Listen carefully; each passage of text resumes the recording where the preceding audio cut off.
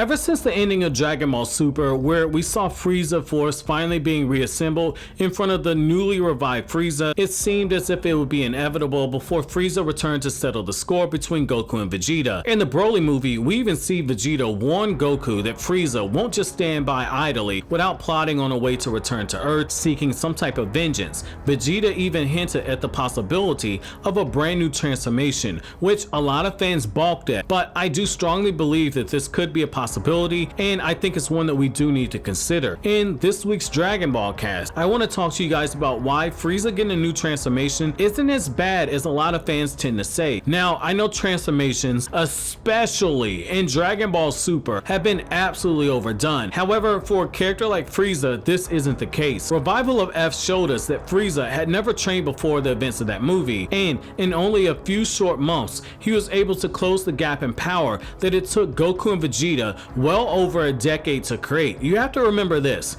Goku and Vegeta had 3 years to train for Android 17 and 18, 7 years of non-stop training in the events leading up to the Buu Saga, and in the years between the end of the Buu Saga and the start of the Revival of Frieza movie. While in Hell, Frieza, through only mental training, was able to achieve a perfected form of Golden Frieza, which a lot of fans have dubbed to be true Golden Frieza, or what I like to call Mastered Golden Frieza. However, that power alone was only good enough for him to match a fully powered Super Saiyan Blue Goku just before the starts of the Tournament of Power, which isn't anything to balk at given the fact that Super Saiyan Blue at this point in the story is over 10 times stronger than the Super Saiyan Blue Kaioken Goku fought against Hit. So Frieza, once again, through sheer mental training, was able to beef up his power to an entirely different level. The Dragon Ball Super Broly movie showed us that Frieza, while already more powerful than some gods of destruction, was still inferior to other non-god of destruction level fighters. Broly, in a bit of rage, was able to have Frieza's head stomped in, but you have to look at it from this perspective.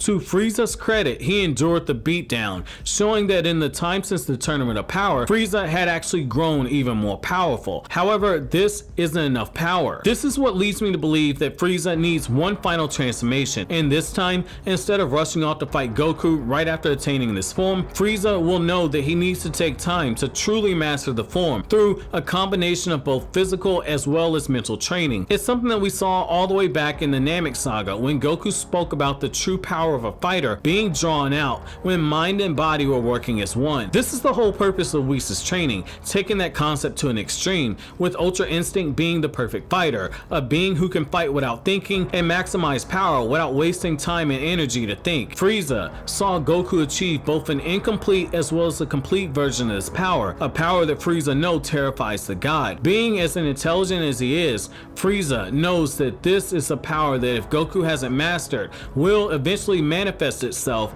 if he's presented in a life or death situation. Frieza, for as arrogant as he is, won't show up leaving something like that to chance. If Frieza were to truly master this new power, being the prodigy that he is, Frieza's power might be enough to completely destroy Goku and Vegeta. It isn't too crazy to think about, in my opinion. We saw the massive gains that he can make in only a few months of physical training, and we saw what over a year of mental training did for him. In both instances, we saw Frieza jump up several tiers in power and do so in a very easy way. If he were to buckle down for 1 solid year and a half, committed to training both mind and body, Frieza could very well emerge with a new transformation that far surpasses his mastered Golden Frieza form, and have the power to possibly combat Goku's massive jump in power if Ultra Instinct were to activate. Ultra Instinct is powerful, don't get me wrong, but it is something that can be overcome. The fight with Jiren does show you that. Given that the story is still between the events of the Buu Saga and the final chapter of the Dragon Ball manga, we do know that at some point Frieza does need to go away because he is not mentioned at the end of the Dragon Ball manga.